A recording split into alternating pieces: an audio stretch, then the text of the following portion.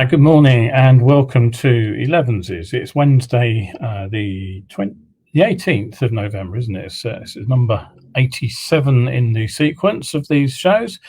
Everybody's a bit late looking in this morning, but I hope you'll all be along on catch up soon.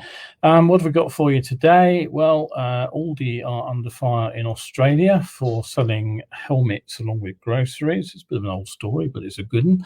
Sat-nav apps are blamed for an increase in rat running in residential streets here in the UK. Is DVSA about to be reborn? And another question is, are three-wheelers the solution to the DVSA bike test logjam? Settle yourself down, grab yourself a brew, and we'll be filling in the detail on those stories over the next 30 minutes or so. All right, okay, so let's start with the Aldi story. It's a few weeks old and it's from Australia, but it appears that the multinational supermarket chain Aldi have come under fire from bike dealers who say the store has been operating at an unfair advantage. If you know Aldi, and you probably know that they have special buys intervals during the year, they offer motorcycle kit for sale, helmets, gloves, that kind of thing. And as of a few weeks ago, Melbourne shoppers were able to buy motorcycle equipment when they purchased their weekly supermarket shopping. Now, the auto retailers believed this was an unfair exploitation of the rules because they were being forced to close down under the COVID-19 lockdown that was in place in the city, right across Victoria, in fact. And the Victorian Automobile Chamber of Commerce says that the whole industry has been struggling, and they've called upon the Victoria government for a fair playing field. Their CEO, a chap called Jeff William, he said in a statement that the Victorian Automobile Chamber of Commerce acknowledges the need for Victorians to purchase food and other essential items from supermarkets and stores, but when supermarkets are allowed to sell motorcycle helmets and gloves while the automotive industry is not, the obvious question is why. If helmets and gloves have been deemed to be not essential, and there's a good argument that they are essential, while motorcycle dealers are currently unable to sell them through the physical stores, then supermarkets should surely not be able to do so at the same time. And in fact, the recent Aldi catalogue was in fact advertising helmets for 79 Australian dollars and gloves for 39 Australian dollars. The other in-store purchases included denim jeans, tank and tail bags, base layers, socks, disc alarm, even a bike cover. And the VACC calls on the appropriate regulatory bodies to ensure this doesn't happen again. And basically what they're saying is that they're sitting on a knife edge in terms of financial viability, like many businesses, I would imagine, and they feel that they've been exploited by this lockdown situation. Right, okay. Just a quick shout out here for the rev counter. Now, if you have been a long time motorcycle forum user, you may have missed the demise of the rev counter forum recently, but it's been replaced by Rev to the Limit. So that's my new breakfast mug while I'm doing these shows. Give me something to drink. Here's the link to Rev to the Limit. It's just going up on the comment stream. It'd be great to see some of you over there if you're not already on it.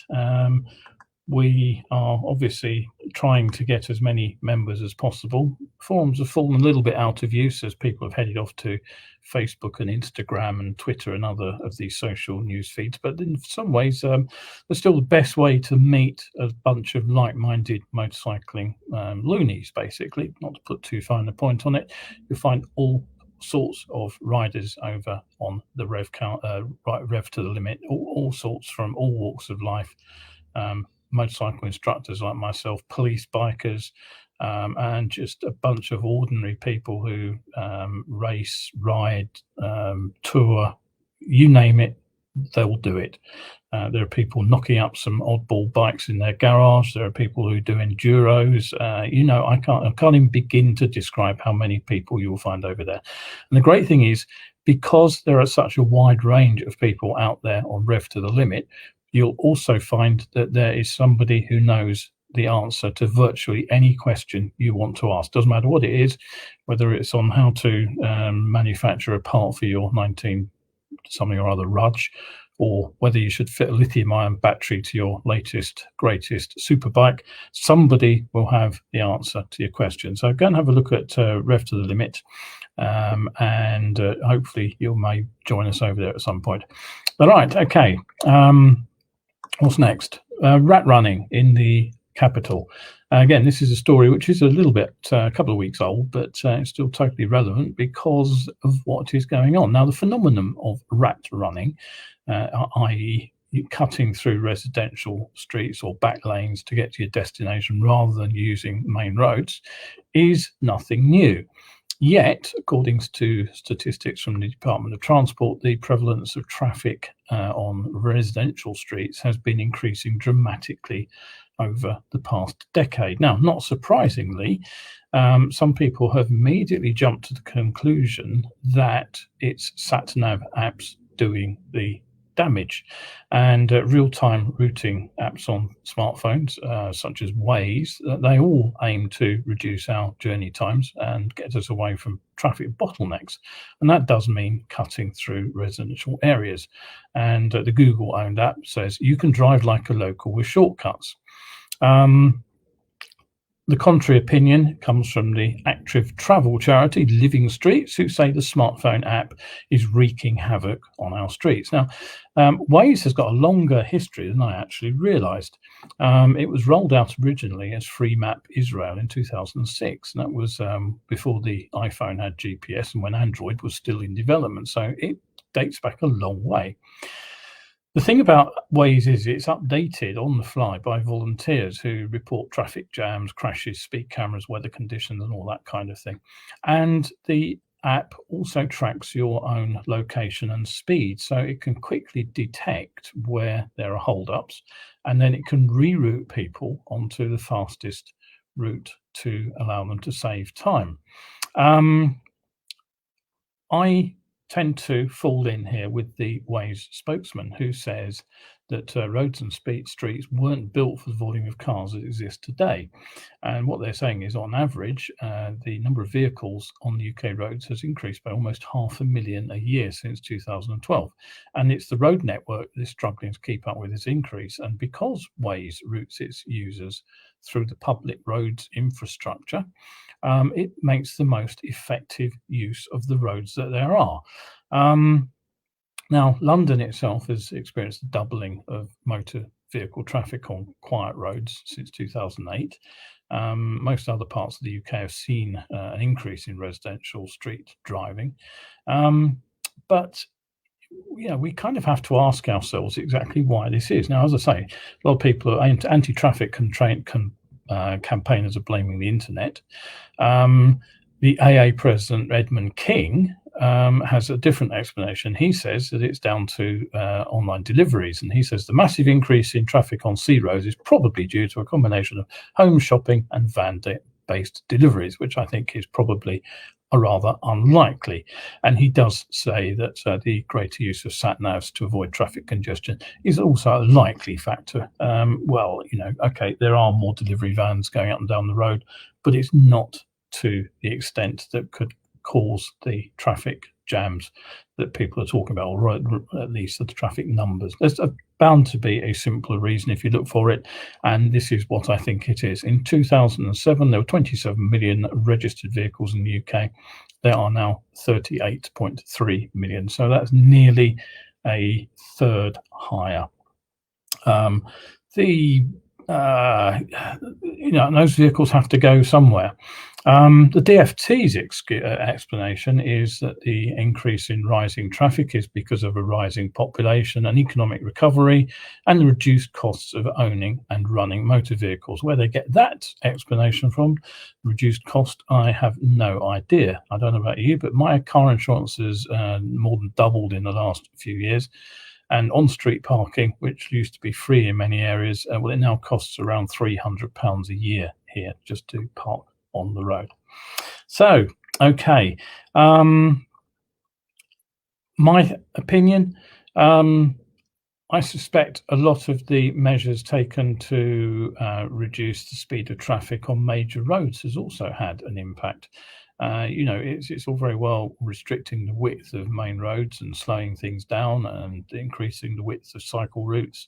Uh, all I can all understand why that pressure is, but when it starts to cause tailbacks, then what's going to happen? It's not rocket science, is it? People are going to look for alternative routes to get from A to B. It's been happening for years. As a courier, I used to find ways around the back of London. I used to have all sorts of little interesting routes which went down all sorts of little narrow roads all over the place, which got me from A to B faster than using the main road. So this is nothing, absolutely nothing new. But I do think that we've kind of lost sight of what the roads were built for. The roads were built to carry moving traffic. And by traffic, I don't mean people. I actually mean vehicles. They were designed to deal with horse and carts, and we're kind of stuck with the design for those horse and carts in some places, but that's what they were for.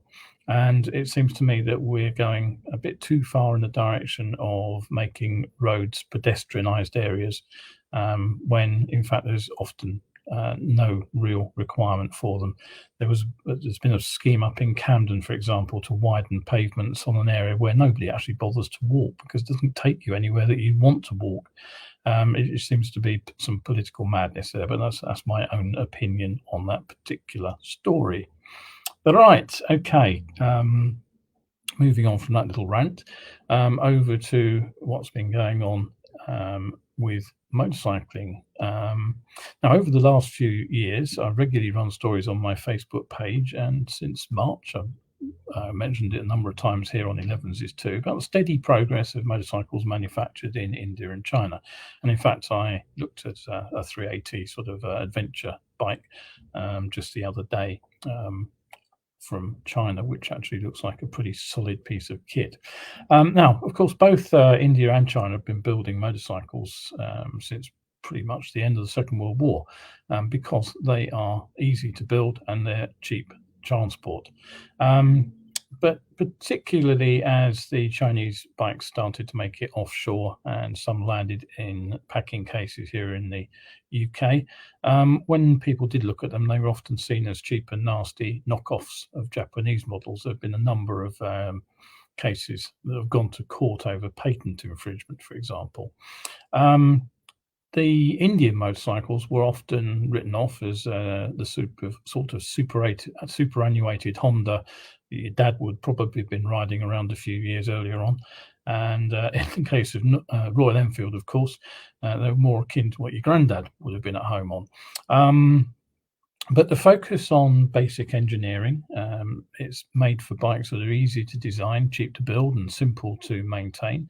And not surprisingly, the exports of these motorcycles have been they've been selling like hotcakes in countries where the income is somewhat more limited than ours here in the West. In some countries, even the sort of all-conquering Japanese machines, which have basically taken over much of the Western markets, were simply too expensive. You can think of this in the same terms, really, as the post-war Russian motorcycle industry supplied much of Eastern Europe for many years.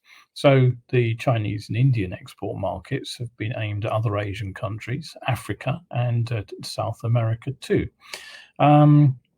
If the Japanese were first to build a big export market, the problem was that their prices rapidly increased. So the Chinese soon got a foothold in these other markets. But more recently, the Indian manufacturers have been coming along quickly, because what they've done is they've hit something of a sweet spot. Basically, the bikes are superior quality to some of the earlier Chinese models, but at a still competitive price. So Indian manufacturers are really broken into markets in Africa, Latin America, and Southeast Asia.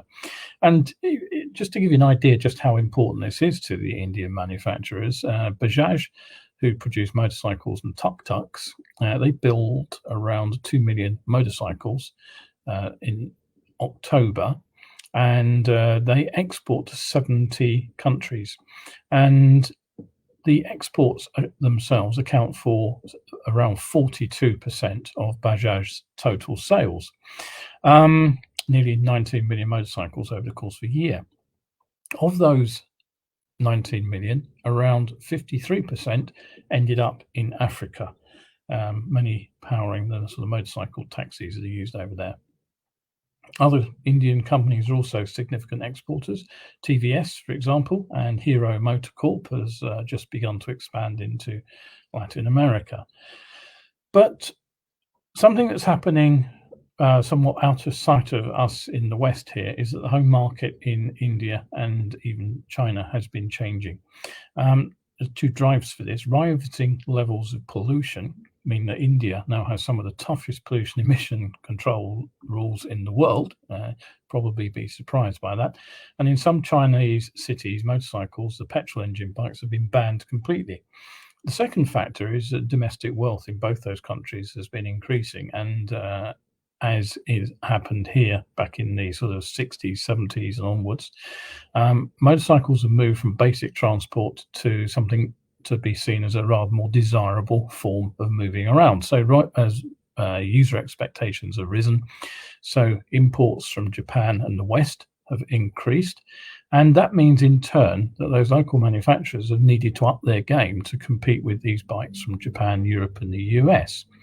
And as the quality of the product has risen, so those manufacturers are now looking at the Western markets, which is where we came in really. So China's been in the lead somewhat in exporting back to the West, but India's now moving in the same direction.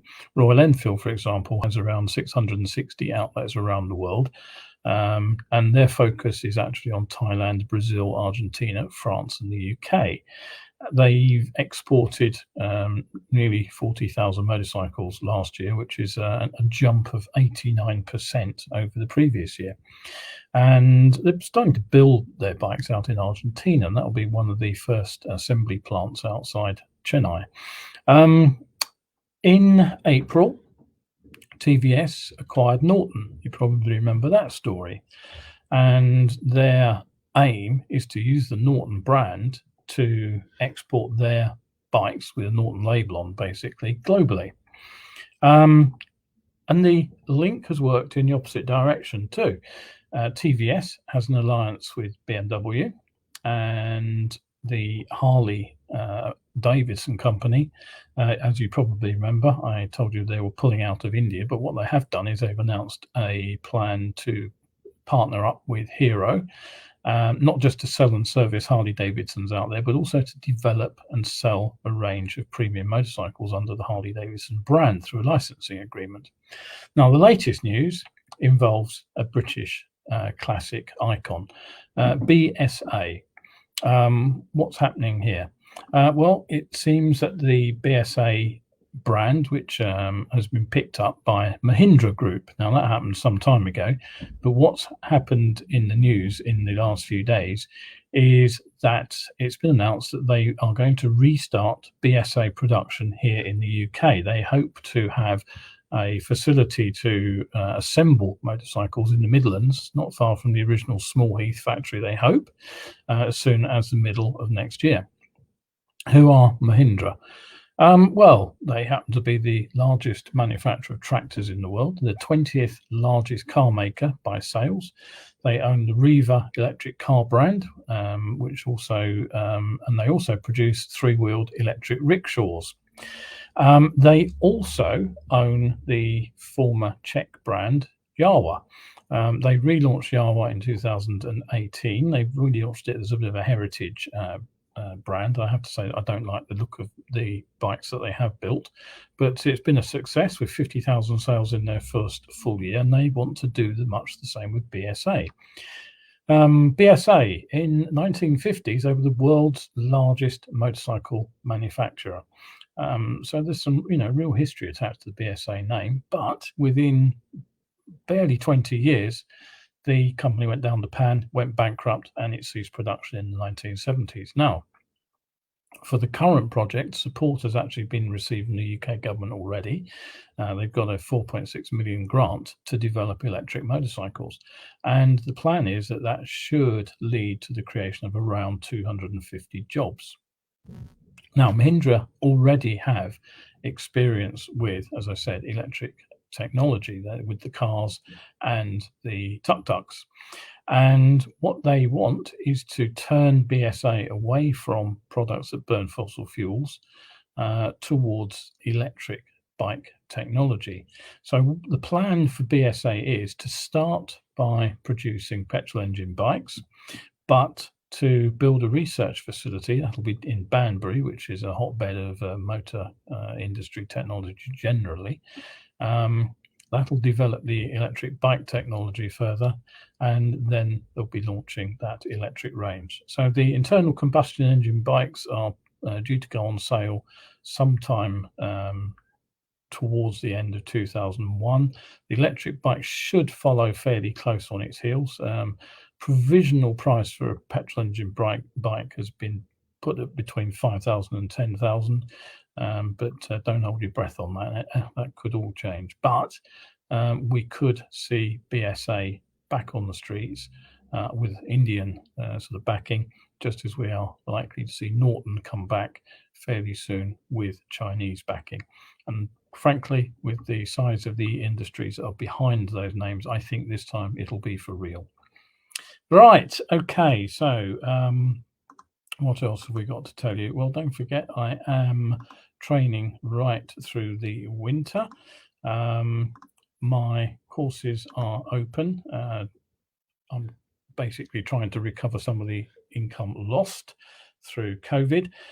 So I will be running my COVID adapted courses. The online briefings and debriefings have been very successful. Everybody's appreciated the time it gives them to think about what they're doing before we do the 2-hour on-road training session.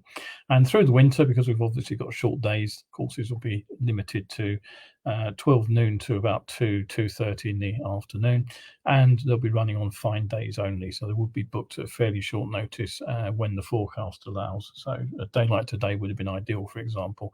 I'm holding the price down to £180 for a one-day course. So that is basically saving you £55 over last year's prices. I've got start points in Bucks, Herts, Surrey, Essex, Northwest London and Southeast London, which also reaches out into Kent. So if you're interested in the course, drop me a line. And don't forget, if you can't make it for the on-road sessions, I can always book you an online coaching session too, just £20 an hour for those. So supporting me helps support you. Right, okay, so next story. This one I was going to run last week, but suddenly realised I was going to massively overrun, so I held it over. It's about three-wheelers. Now, I've said before that motorcyclists are a strange, contrary bunch. We like to think of ourselves as early adopters of new technology, but it really does depend a lot on what the technology is and what we think we'll get out of it. For example, we were all very happy to bolt on 4-into-1 exhaust back in the 1970s to replace the exhaust systems that came on bikes at that time because they liberated some extra power. But we struggled with the idea of water cooling in the 1980s. There were lots of scare stories around about how it would actually limit power output and how it would make for extra weight and complexity, blah, blah, blah. Of course, it did anything but, didn't it? Banana swing arms, they were all the rage in the 1990s, weren't they? But bikes with ABS were treated with immense suspicion from the 1990s right into the 2000s. They only became mainstream on bikes, ABS, since it was mandatory. Traction control, that's the latest technology that's been embraced by riders. Lots of people are very keen on the idea of having traction control because it gives you more stability on a slippery surface. But at the opposite end of the scale, again, we have the distrust of the three-wheeled motorcycle, so like the Piaggio MP3s and the Yamaha Tri-City or Tricity. I'm not quite sure how that's supposed to be pronounced, Tricity, I think, and the Nikon, which have really struggled to find sort of acceptance with mainstream bikers. So the general split here, as I see it, seems to be along lines which separate performance, which we're all for, and safety, which we seem to be less keen on. Traction control is seen more as a performance aid. You can open the throttle harder without the fear of the rear end losing grip and spitting you off. But the fact that the ABS helps you to stop quicker and more reliably upright on a slippery surface doesn't seem to gain the same kind of traction, my pun there, with the average biker as traction control does. In fact, there are quite a few motorcyclists who still seem to want to be able to turn off their ABS. When the Piaggio MP3 first arrived, it was treated with the same kind of derision. That's not a proper motorcycle, not even a proper scooter, was the kind of response that it was given to a lot of, to receive from the majority of people. However, when it was first launched, a friend of mine called Barbara actually got the chance to ride them. She went along on a sort of industry familiarization launch scheme, generally designed to introduce the bikes to dealers and what have you. Now, Barbara, I go back quite a few years now, 20 odd years, and I first met her around about 2001 when I ran an advanced riding course for her to help her get to grips with commuting through London. Her riding came on leaps and bounds. She did a couple of advanced courses with me as well over the next few years. Within 10 years, she'd landed a part-time role working as an overlanding tour guide, and she helped out on taking a group across North Africa. Shortly after that, she rode her own bike right across the breadth of Canada from one side to the other. Not only are you negotiating some fairly tall mountains on the way, a lot of that road is actually on gravel as well. Then she took a trip out to the Himalayas, where she negotiated the highest motorable road in Ladakh on a Royal Enfield.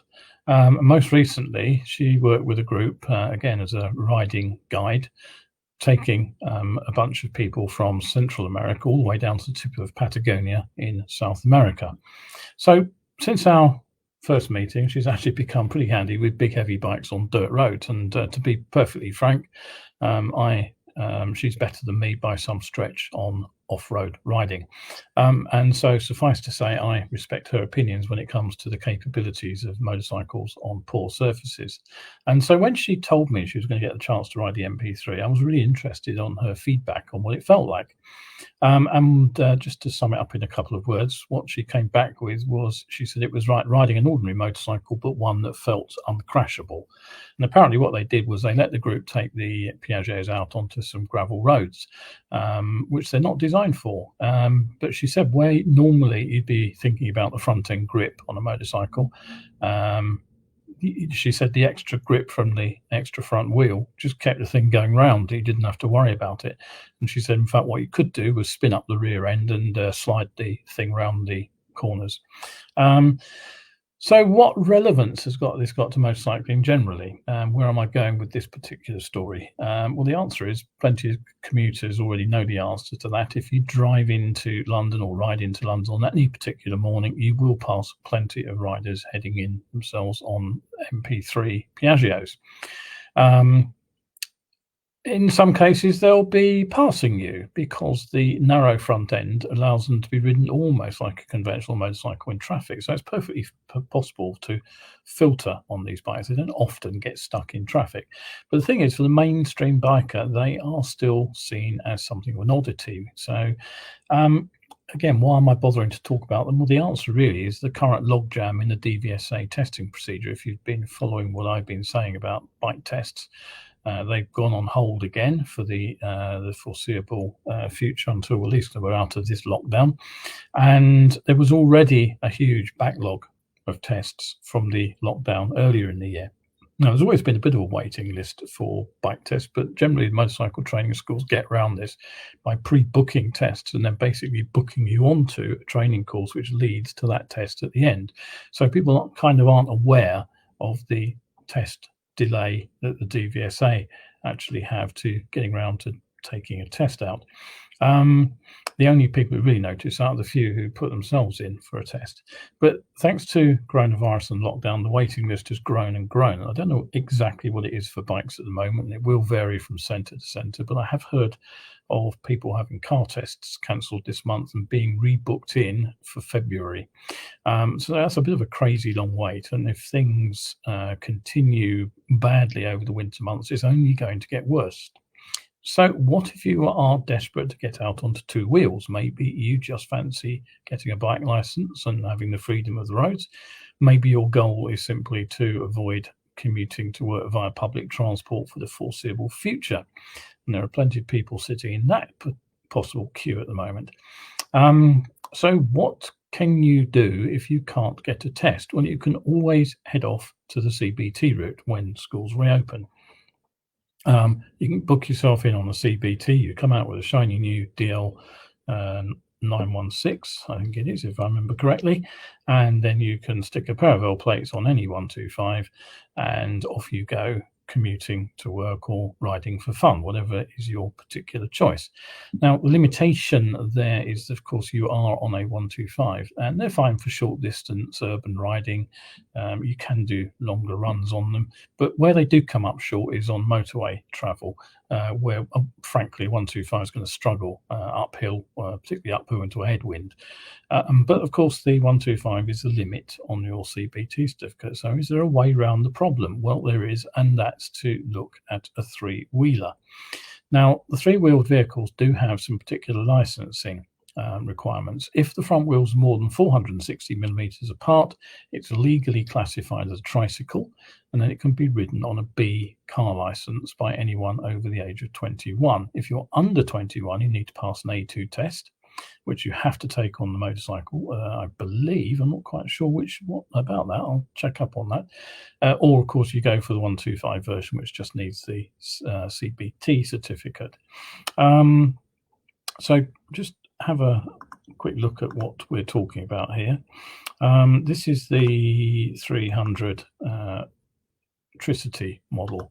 Now, it came out earlier this year. There are similar Piaggio models, and there's also a Peugeot that you can ride with a similar front wheel track. The Tricity there, though, is basically an all new model. It's got a slightly modified 300cc single cylinder 4-stroke, which they've taken out of the X-Max. But what you get is the leaning front wheel setup, which was first seen on the Tricity 125, and you'll also see something very similar on the bigger Nikon, which is powered by the 3-cylinder triple engine from the MT-09. Now, the 125 has actually shifted 15,000 units across Europe, so it's pretty damn popular with commuters.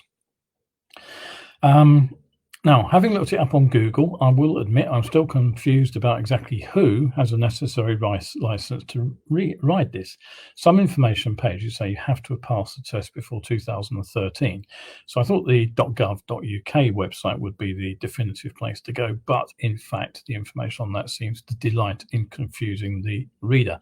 10 minutes of clicking links on there, and I'm still none the wiser as to whether it's any full license holder for a car license who can ride the 300, or just those who have a full license that predates 2013. I will look into that and let you know for the next show. But as Steve Rose says in the Bennett's video, which again I'll put the link up to that in a moment, he said he wouldn't advise anyone to ride a Tricity without any two-wheel experience first. He sort of kind of likened it to buying a pair of skis, taking them off the top of a mountain for your first attempt at skiing.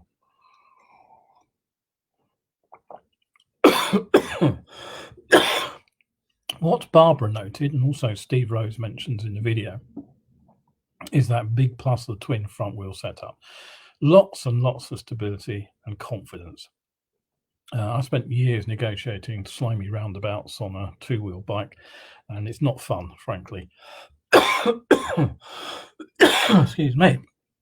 I suspect if something like the Yamaha had been available, I might well have switched to it when I was a courier. You also get astonishing braking ability from that double front wheel front end. You get traction control, ABS, and you get a 50-50 weight distribution, which means the thing steers well. You get storage under the seat. You get a DC outlet in a cubby hole at the front, something that most motorcycles could do with. The only downside is the cost.